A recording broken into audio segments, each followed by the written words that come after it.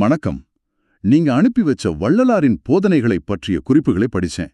இதுல நீங்க ஒரு பெரிய கேள்வியோட வந்திருக்கீங்க. நாம ஏன் கஷ்டப்படுறோம்? ஆமா. இது நாம எல்லாரும் நம்ம வாழ்க்கையில ஒரு முறையாவது கேட்கிற கேள்வி.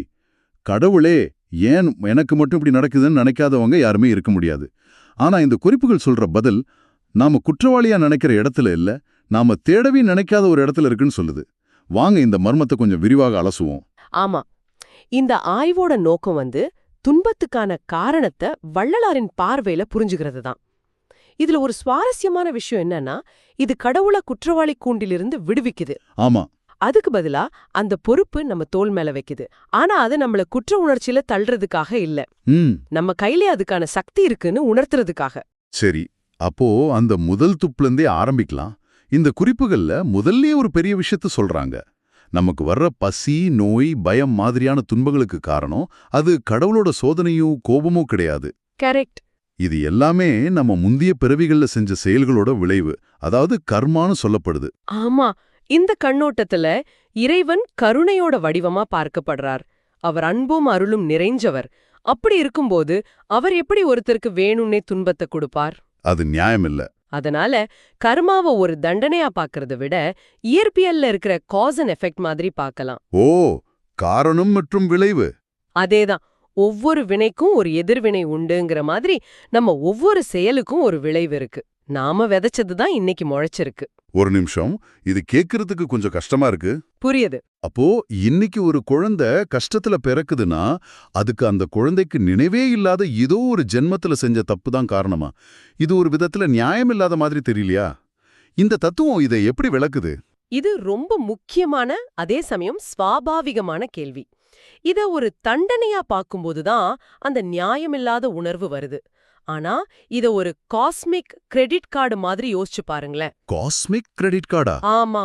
நம்ம ஒவ்வொரு செயலும் ஒரு பரிவர்த்தனை மாதிரி. நல்ல செயல்கள் நம்ம கணக்குல புண்ணியத்தை சேர்க்குது. சரி. தீய செயல்கள் கடனை ஏத்துது. நாம அனுபவிக்கிற துன்பம்ங்கிறது போன ஜென்மத்துல நம்ம வாங்கின கடனுக்காக இந்த ஜென்மத்துல வர பில் மாதிரி தான். ஓஹோ, அப்படி வருதா? இது யாரோ ஒருத்தர் நம்மள தண்டிக்கிறதில்ல. நம்ம கணக்க நாமளே சரி செய்யறதுக்கான ஒரு வாய்ப்பு.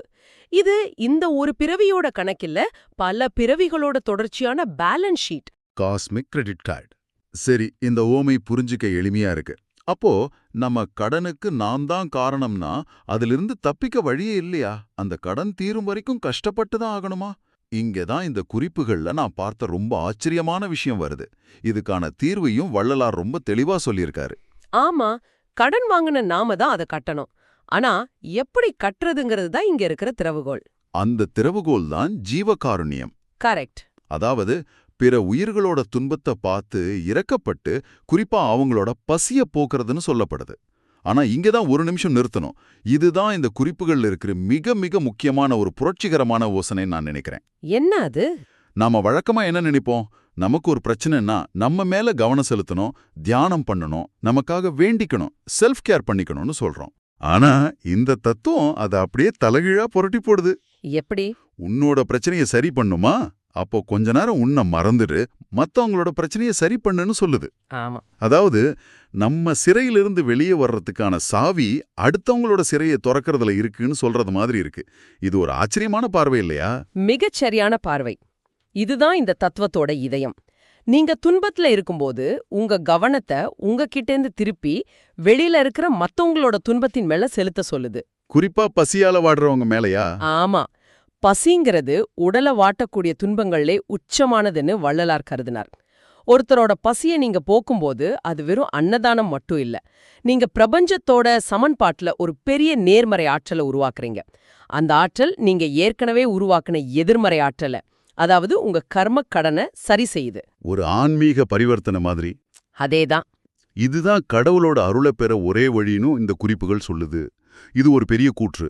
அப்போ நாம கோவிலுக்கு போறது, பூஜை பண்றது, பிரார்த்தனை பண்றது இதெல்லாம் முக்கியம் இல்லையா? வெறும் வழிபாடு மட்டும் போதாதா?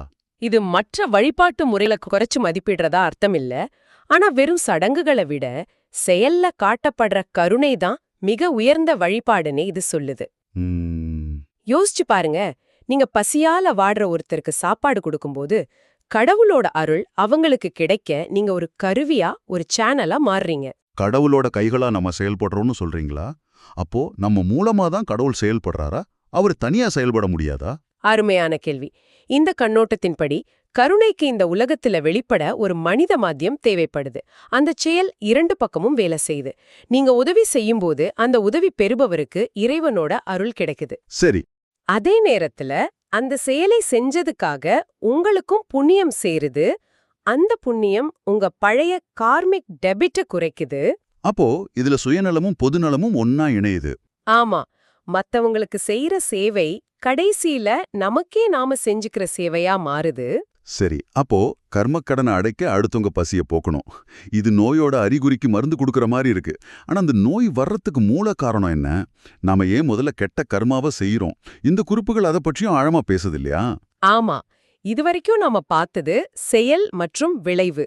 இப்போ நம்ம பார்க்க போறது அந்த செயலை செய்ய தூண்டுற அறியாமையோட மூலத்தை பத்தி.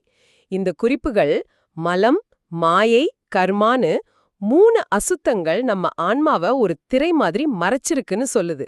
அதனாலதான் நாம உண்மையான சந்தோஷத்தை உணர முடியாம துன்பப்படுறோம். மலம், மாயை, கர்மா இந்த வார்த்தைகள் கேட்க கொஞ்சம் கடினமா இருக்கு.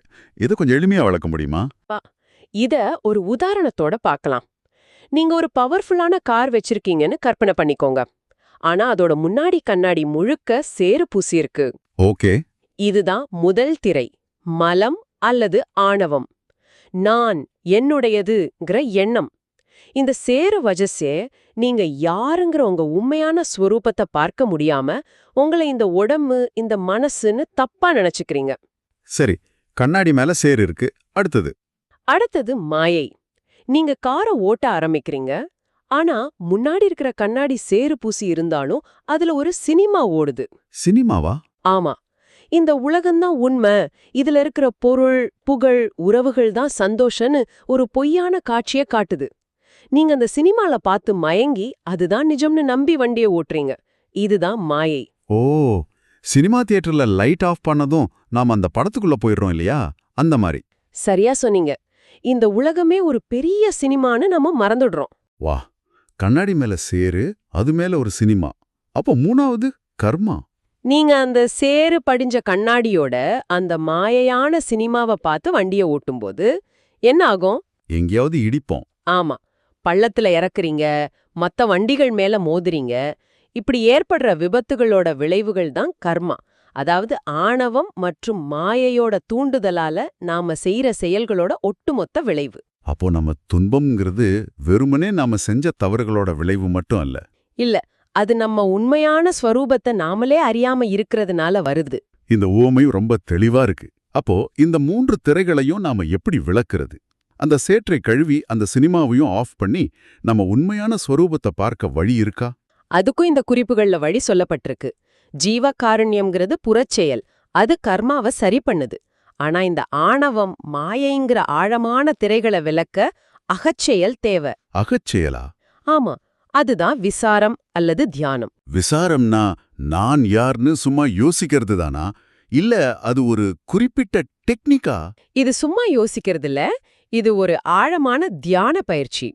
நான்கிற எண்ணம் எங்கிருந்து வருதுன்னு தேடுறது. ஒரு நூல்கண்டோட முனைய பிடிச்சு அது எங்கிருந்து வருதுன்னு தேடி போற மாதிரி நம்ம கிட்ட இருந்து வர்ற ஒவ்வொரு நான்கிற எண்ணத்தையும் பின்தொடர்ந்து அதோட மூலத்தை அடைய முயற்சி பண்றது. அப்படி போகும்போது என்ன ஆகும்? அப்படி போகும்போது அந்த நான்கிற எண்ணம் ஒரு தனிப்பட்ட விஷயம் இல்ல, அது ஒரு பெரிய பிரபஞ்ச உணர்வோட ஒரு பகுதிதான்னு புரிய ஆரம்பிக்கும். அப்போ ஆணவம்ங்கிற சேரு கரைய ஆரம்பிக்கும், மாயைங்கிற சினிமா நிக்க ஆரம்பிக்கும். ஆஹா, இது ரெண்டும் சேர்ந்து செயல்படும் போதுதான் முழுமையான விடுதலை சாத்தியம்னு சொல்லப்படுது. சரி, இதோட பலன் என்ன? இந்த எல்லாத்தையும் செஞ்சு அந்த திரைகளை எல்லாம் விளக்குனா கடைசில என்ன கிடைக்கும்? இங்கேதான் இந்த குறிப்புகள்ல இருக்கிற உச்சகட்டமான நம்பவே முடியாத ஒரு விஷயம் வருது. மரணம் மற்றும் நோயல்லாத ஒரு பெருவாழ்வை அடைய முடியும்னு சொல்லப்படுது.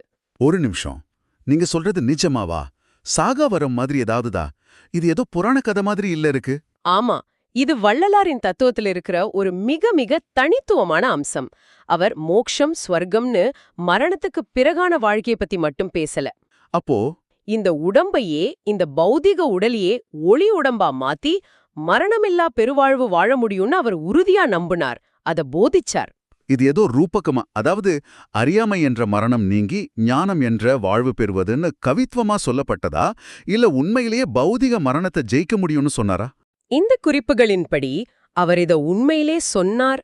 அந்த 3 திரைகளும் முழுசா விலகும்போது ஆன்மாவோட ஒரிஜினலான பேரொளி வெளிப்படும். ஓ, அந்த ஒளி இந்த பௌதீக உடலையே அணு அணுவா மாற்றி அழிக்க முடியாத ஒரே ஒளி உடலா மாத்திடுங்கிறது தான் அவரோட தத்துவம். ஜீவகாருண்யமும் தியானமும் அந்த நிலையை அடைறதுக்கான படிகள். ஆமா, இதுதான் அவரோட பாதையோட இறுதி இலக்கு. ஆக நீங்க அனுப்பிச்ச இந்த குறிப்புகள் வழியா நம்ம ஒரு பெரிய பயணமே போயிருக்கோம். துன்பம்ங்கிறது கடவுள் கொடுக்கிற தண்டனை இல்ல, அது நம்மளோட காஸ்மிக் கிரெடிட் கார்டு பில். ஆமா, ஆனா நாம அதுல சிக்கி தவிக்க வேண்டியதில்ல. அந்த கடனை அடைக்கிறதுக்கான வழி மத்த உயிர்கள் மேல நாம காட்டுற கருணையில, குறிப்பா அவங்க பசிய போக்குறதுல இருக்கு. ஆனா அது மட்டும் போதாது. கடனை அடைக்கிறது ஒரு பக்கம் இருந்தாலும் திரும்ப திரும்ப கடன் வாங்குற பழக்கத்தை நிறுத்தணும். அந்த பழக்கத்துக்கு காரணம் ஆணவம், மாயைங்கிற 2 திரைகள். அத விலக்க நான் யார்ங்கிற அகப்பயணம் தேவை இருக்கு. ஆமாம். எனக்கு ஏன் இப்படி நடக்குதுன்னு சக்தியற்றவனா கேக்குற கேள்வியிலிருந்து இத மாத்த நான் என்ன செய்ய முடியும்னு சக்தியோட கேக்குற கேள்விக்கு நம்மள நகர்த்துது. அதுல இருக்கிற சுவாரஸ்யமான முரண் என்னன்னா, நான் என்ன செய்ய முடியும்னு நமக்குள்ள கேக்குற கேள்விக்கான பதில் நமக்கு வெளியில இருக்கு. வாவ், அதுதான் இதுல இருக்கிற அழகு. உங்க அக பிரச்சனைக்கான தீர்வு உங்க புறச் செயல்ல இருக்கு. பிறரோட துன்பத்தை கவனி, அத போக்கு. அப்படி செய்யும்போது உன்னோட துன்பமும் தானா குறைய ஆரம்பிக்கும். இது ரொம்ப எளிமையான ஆனா மிக ஆழமான ஒரு நடைமுறை தத்துவம். இந்த குறிப்புகள் ஒரு அழகான வாக்கியத்தோட முடியுது.